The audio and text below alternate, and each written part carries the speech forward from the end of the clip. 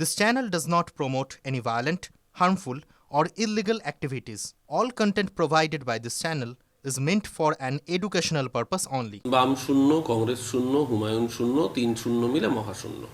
শূন্যর সাথে শূন্য যোগ করলেও শূন্য, বিয়োগ করলেও শূন্য, গুণ করলেও শূন্য। হুমায়ুনের সাথে কংগ্রেস যোগ হলেও শূন্য, হুমায়ুনের সাথে সিপিএম যোগ হলেও শূন্য, আর নওশাদ সিদ্দিকী আইএসএফ একটিমাত্র বিধায়ক ভাঙরে, যেটাও লোকসভায় চলে গিয়েছে, লোকসভায় আইএসএফ ভাঙরেতেও হেরেছে। তাই স্বাভাবিকভাবেই শূন্যের এই পুনর্মিলন, মানে মহাকুম্ভ যেরকম ওই 144 বছরে নাকি একবার হয়, পূর্ণকুম্ভ 12 বছরে একবার হয়, তেমনি এটা হচ্ছে শূন্যের মহাকুম্ভ। আমাদের প্রায়োরিটি বাংলার 10.5 কোটি মানুষ, হিন্দু মুসলমান নির্বিশেষে, বিশেষ করে গরিব প্রান্তসীমার নিচের মানুষকে, তাদের আপলিফমেন্ট তাদের সবচেয়ে বড় প্রায়োরিটি সরকারের।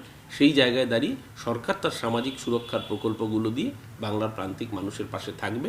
মন্দির মসজিদ রাজনীতির জায়গা নয়, মন্দির মসজিদ আমাদের বিশ্বাস আবেগের জায়গা। জুতো মেরে গরুদান বাংলায় একটা প্রবাদ আছে, তাহলে উনি কি কার্যত বাংলার ওই প্রবাদটাকেই সার্থক করতে যাচ্ছিলেন? এবং এই জন্যই নজিরবিহীনভাবে গতকালকে আমরা দেখলাম এই প্রথমবার নরেন্দ্র মোদীকে দেশের কোনো অঙ্গরাজ্যে এসে সরাসরি প্রধানমন্ত্রীকে গো ব্যাক শুনতে হলো।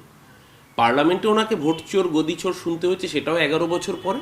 আর এবার দেশের একটি অঙ্গরাজ্যে এসে নাগরিকত্ব হরণের সভা, মতুয়ারা পোস্টার দিলেন নাগরিকত্ব হরণের সভা, এবং নরেন্দ্র মোদী গো ব্যাক।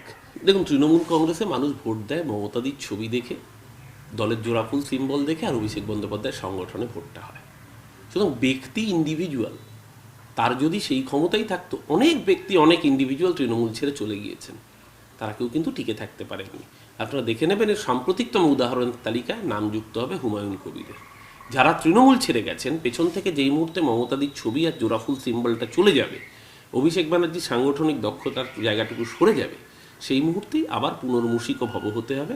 আবার ওই একটু জায়গা দাও মা, তোমার মন্দিরে বসি গান গেয়ে 2026-এর নির্বাচনের পরে আবার মমতাদির কাছে আশ্রয় চাইতে আসতে হবে।